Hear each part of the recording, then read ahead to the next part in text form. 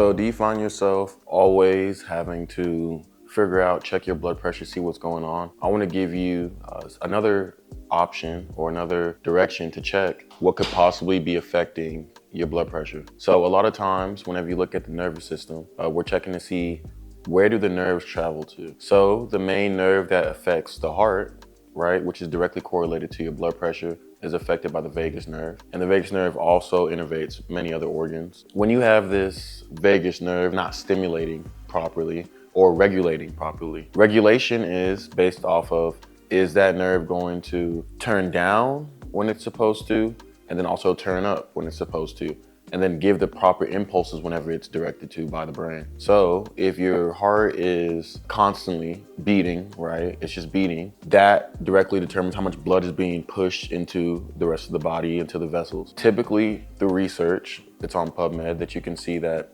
usually when there is 1 or 2 deficient cranial nerves out of the 12. Whenever you have this vagus nerve that's not regulating properly, that means that when the heart's just beating really fast, the job of the vagus nerve is to determine how much acetylcholine is being dropped into the heart in order to slow down that heartbeat, so then it can just properly be pushing blood into the vessels, which dictates the stroke volume. So if you see that your stroke volume is being overstimulated, right? Because there's not enough acetylcholine being dropped in the heart, that you can see an increase in blood pressure typically. And so when you see the increase in that blood pressure, now you're going to the doctor.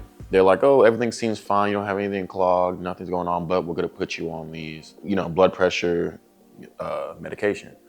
And so now you're taking that 3 times a week. So now your body's adapting to something that once was just a lack of nerve impulses to the heart. So once you can get that proper stimulation to that area via getting a chiropractic adjustment, getting proper breath work, whatever it may be that you need to start regulating the sympathetic and parasympathetic nervous system, then you'll start seeing that the blood pressure can correct actually by itself without being medicated over and over and over again. So this is something that is another alternative for you to look at. That's the main thing, is that I'm trying to show that holistic living isn't this fad where you're having to get a whole bunch of leaves and rub them on you and then be out in the wilderness.